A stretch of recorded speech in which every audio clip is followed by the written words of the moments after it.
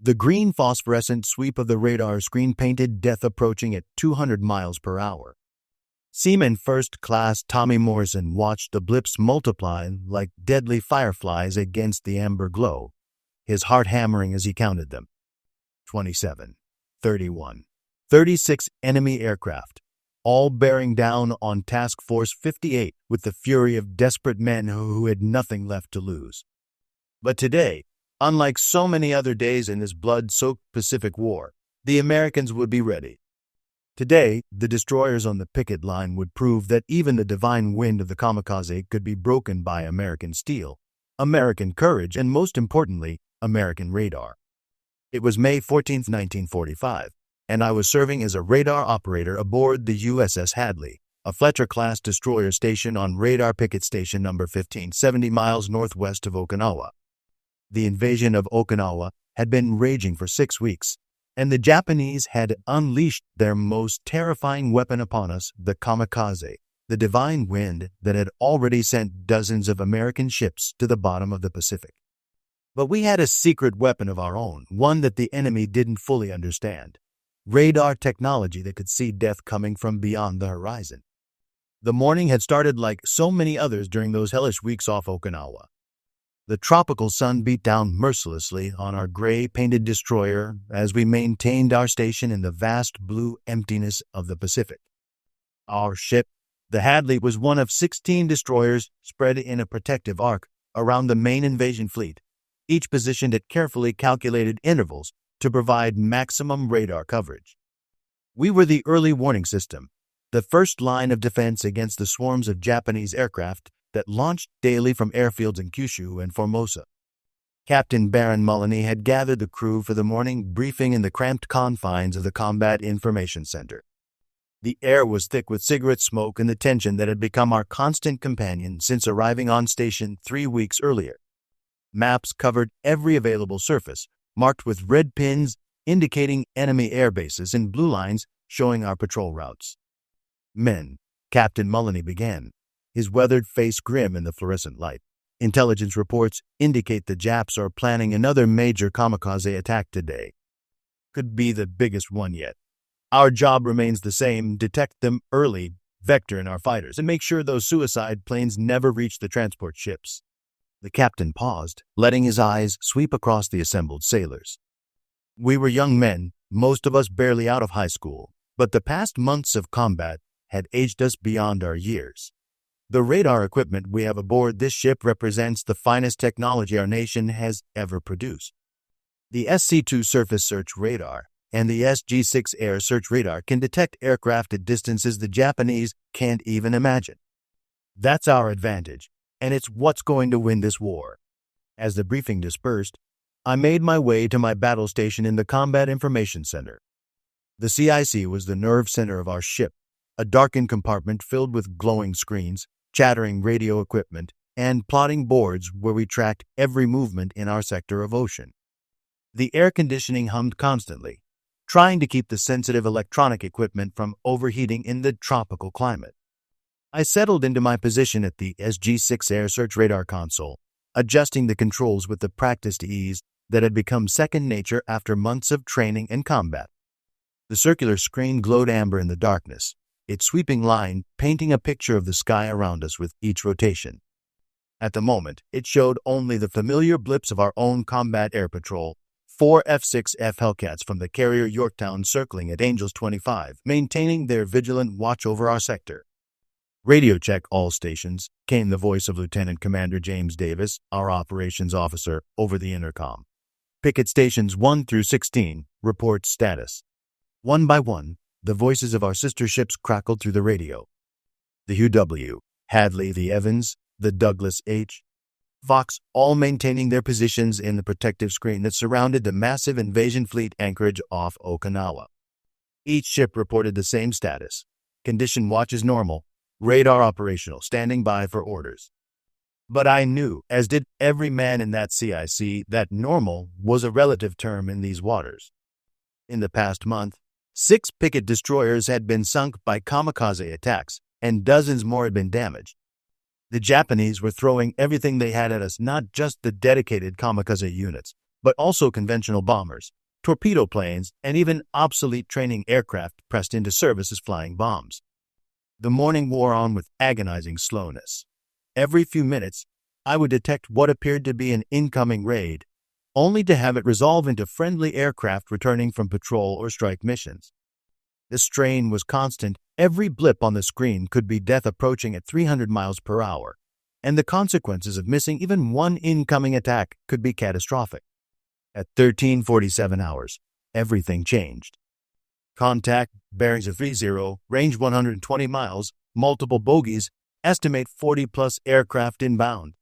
The words came from Radarman Second Class Bill Murphy at the Long-Range Air Search console, and they electrified the CIC like a bolt of lightning. This was it, the big one we had been expecting all morning. Sound General Quarters. Captain Mullaney's voice boomed over the announcing system. All hands to battle stations. This is not a drill. The Hadley came alive with the sound of running feet and slamming hatches as 300 sailors raced to their combat positions. The ship's 5-inch guns trained outward, their crews loading high explosive and proximity-fused shells. The 20mm and 40mm anti-aircraft guns swiveled toward the threatening sky, their gunners peering through their sights with grim determination. In the CIC, I watched the enemy formation approach with a mixture of fascination and terror. The radar painted a clear picture of their composition, a massive V formation of aircraft flying at medium altitude, perhaps 15,000 feet. As they drew closer, individual groups began to separate from the main formation, spreading out to attack multiple targets simultaneously. Estimate revision: 60-plus bandits inbound, multiple groups separating. Looks like a coordinated attack on the entire picket line, Murphy reported, his voice steady despite the magnitude of what we were seeing.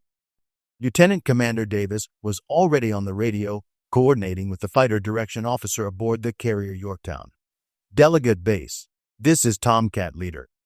We have a large raid inbound, bearing 030, range now 90 miles and closing. Request immediate fighter intercept, all available aircraft. Roger, Tomcat Leader. We're scrambling everything we've got. Estimate 24 Hellcats and 16 Corsairs will be airborne in 15 minutes.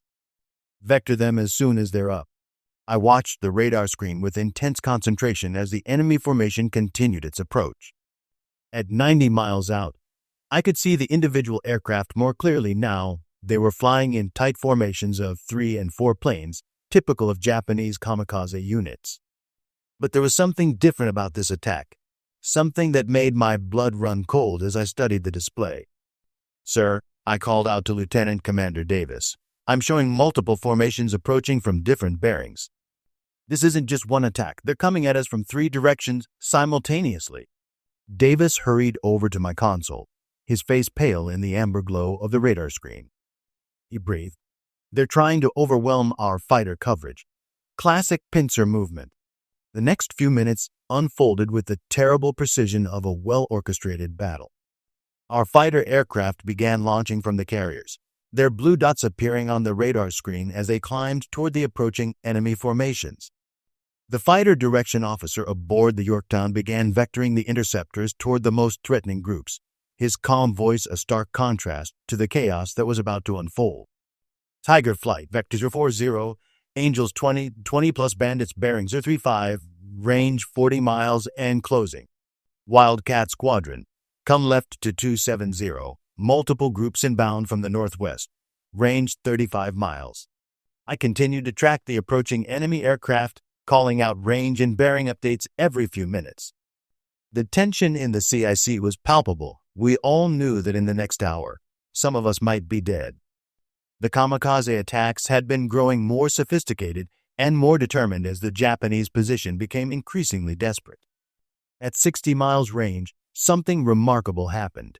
Our radar began to reveal the true composition of the attacking force, and what I saw made me gasp in amazement. These weren't just kamikaze aircraft. They were a mixed force of bombers, fighters, and suicide planes, all coordinated in a single massive attack designed to overwhelm our defenses through sheer numbers. Contact classification update, I reported, my voice tight with concentration. I'm showing high-speed contacts consistent with Judy dive bombers, medium-speed contacts that could be torpedo planes, and slow-speed contacts that are definitely kamikazes. Estimate total count now at 70-plus aircraft. Captain Molyneux had joined us in the CIC, his weathered face grim as he studied the tactical display. "They're throwing everything they have at us," he said quietly. "This could be their last major coordinated attack of the war." The first fighter intercepts began at 50 miles range. I watched on radar as our F-6F Hellcats and F-4U Corsairs tore into the approaching enemy formations with devastating effect. The American pilots, veterans of 2 years of Pacific combat, were at the peak of their skill and flying the finest fighter aircraft in the world. The Japanese, by contrast, were mostly inexperienced pilots flying obsolete aircraft on one-way missions. "Splash 1, splash 2, came the excited voice of a Hellcat pilot over the radio. "These guys are sitting ducks. 3 more going down. They're not even trying to maneuver." The radar screen told the story of a one-sided slaughter. Enemy aircraft began disappearing from the display with alarming speed as our fighters carved through their formations like wolves among sheep. But there were so many of them that even this level of attrition wasn't enough to stop all of them from reaching our ships. At 30 miles range, the surviving enemy aircraft began their final approach. I could see perhaps 25 aircraft still heading toward our position, spread across multiple attack groups. Some were conventional bombers that would attempt to attack from high altitude, but the majority were kamikazes flying at low level, hoping to surprise us with their final deadly dive. "All gun stations, stand by to engage air targets," came the announcement from the bridge. "Multiple bandits inbound, range 25 miles in closing." The Hadley's 5-inch guns began firing at maximum range, their proximity-fused shells creating deadly black clouds of shrapnel in the path of the approaching aircraft. The 40mm guns joined in as the range closed, their rapid-fire shells stitching lines of tracers across the tropical sky. Finally, as the enemy aircraft closed to point-blank range, the 20mm guns opened up with their distinctive buzzing roar. From my position in the CIC, I couldn't see the actual combat, but the radar told the story with brutal clarity. Enemy aircraft continued to disappear from the screen as our defensive fire found its mark, but several were still heading directly for our ship. The noise was tremendous, the constant crash of our guns mixed with the whine of aircraft engines and the whistle of falling bombs. "Kamikaze bearing lines are range 3 miles and closing," Murphy called out from his console. "Second aircraft bearing 120, looks like he's diving on us." I watched the radar blips approach our ship with horrifying speed. At 2 miles, one of them suddenly accelerated, a kamikaze beginning its final dive. Our guns concentrated their fire on the approaching aircraft, and I saw the blip waver and then disappear just 500 yards from our ship. "Splash 1 kamikaze off the starboard bow," came the report from the gun director. But the second aircraft was still coming. I watched its blip on the radar screen, and as it closed the final distance, my heart pounding so hard I could hear it over the noise of battle. At 1 mile, the blip began to descend rapidly, another kamikaze starting its death dive. The ship's entire anti-aircraft battery concentrated on this single aircraft, filling the sky with so much lead that it seemed impossible anything could fly through it. For a terrifying moment, I thought the plane would make it through our defensive fire. Then, at the last possible second, the radar blip disappeared just 300 yards from our ship. "Got him! Splash 2 kamikaze!" The immediate attack on our ship was over, but the battle continued to rage across the entire picket line. I could see on radar that several of our sister ships were under attack, and the radio crackled with reports of hits, near misses, and successful splashes. The Evans was reporting a kamikaze hit on her fantail, but was still afloat and fighting. The Douglas H. Fox had been struck by a dive bomber, but was maintaining station. As the surviving enemy aircraft retreated toward their bases in Japan, I began to tally the results of the battle. Of the 70-plus aircraft that had approached our formation, fewer than a dozen were heading home.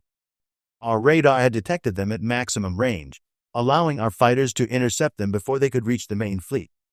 The early warning had been crucial. Without it, many of those suicide planes would have gotten through to attack the vulnerable transport ships and amphibious vessels supporting the Okinawa invasion. Preliminary damage report from all picket stations, Lieutenant Commander Davis announced. 3 ships hit, no ships lost. Enemy aircraft losses estimated at 60 plus. Our fighter losses 2 Hellcats. Both pilots recovered. As the sun began to set over the Pacific that evening, I remained at my radar station, continuing the endless watch for the next attack. The green sweep of the radar screen had returned to its normal pattern, friendly aircraft returning from patrol, supply flights heading to the anchorage, the routine traffic of a massive naval operation. But I knew that tomorrow would bring another attack, and another opportunity to prove the value of American radar technology. The Japanese were running out of aircraft and experienced pilots, but they were far from defeated.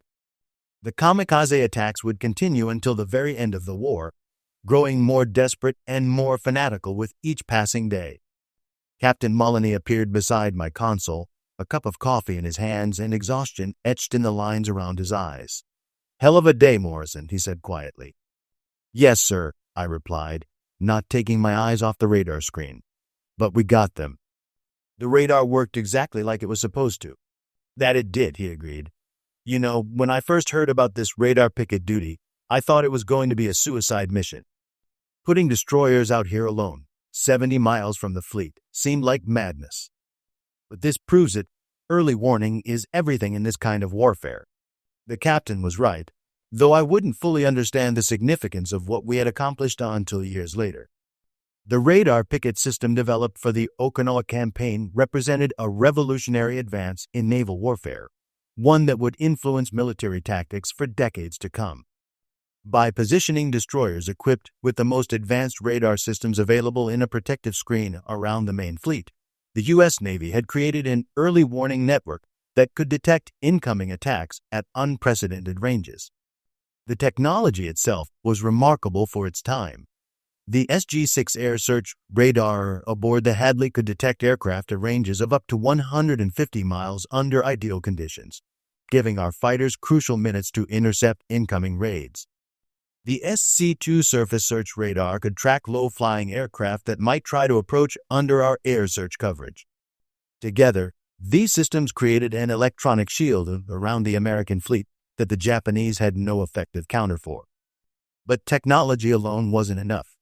The success of the radar picket system depended equally on the courage of the destroyermen who manned these isolated stations, knowing that they would be the first targets of enemy attacks. In the 3 months of the Okinawa campaign, the picket destroyers would face over 1,900 kamikaze attacks, shooting down more than 600 enemy aircraft while losing 15 destroyers and suffering damage to dozens more. The human cost was staggering.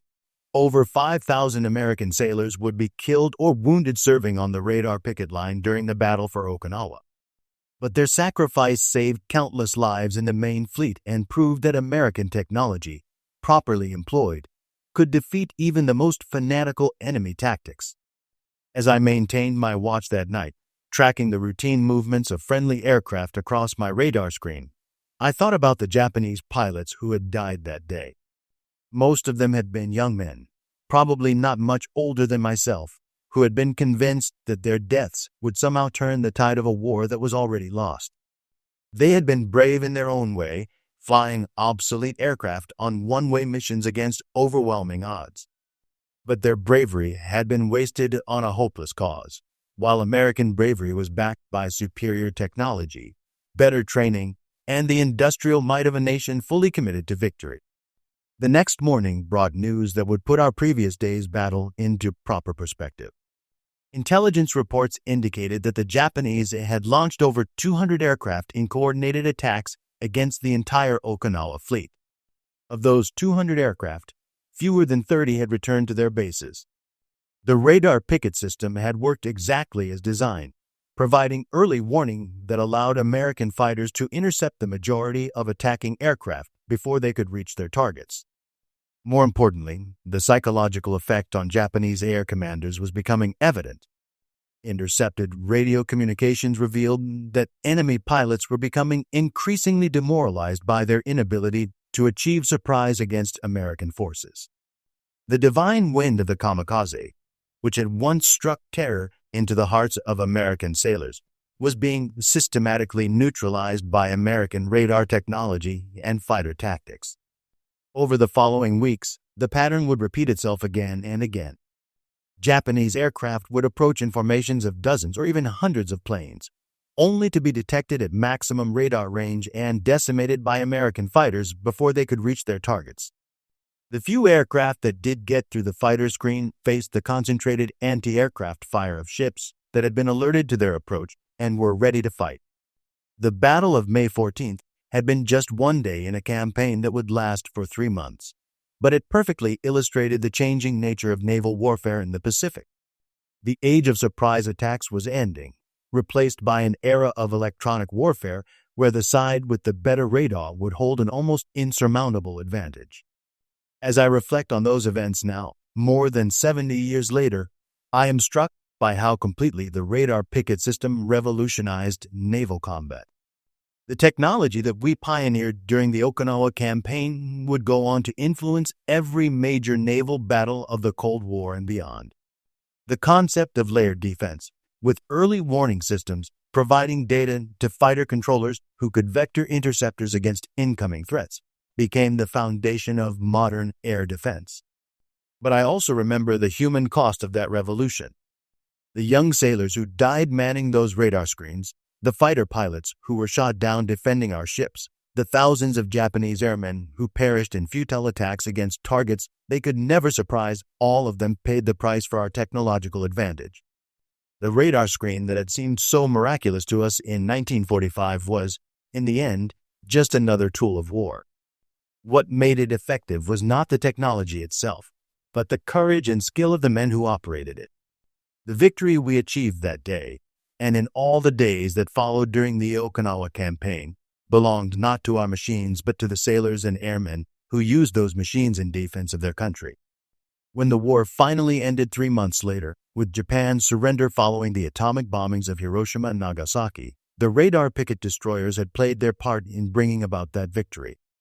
We had proven that American technology, properly employed and courageously defended, could overcome any enemy tactic, no matter how desperate or fanatical. The green sweep of the radar screen had painted the story of America's triumph in the Pacific not through the crude application of overwhelming force, but through the intelligent use of superior technology backed by the courage of ordinary young men who had been asked to do extraordinary things. In the end, that combination proved to be unbeatable, even against an enemy willing to die for his cause. As I watched that radar screen during those long nights off Okinawa, I was witnessing more than just the approach of enemy aircraft. I was watching the future of warfare unfold before my eyes, one green blip at a time. The age of electronic warfare had begun, and America would lead the way into that new era, just as we had led the way to victory in the greatest war in human history. The kamikaze may have been the divine wind, but American radar was the eye that could see through any storm. And when the storm finally passed, it would be American ships that remained on station, their radar screens still sweeping, still watching, still ready to defend the freedom that so many had died to preserve.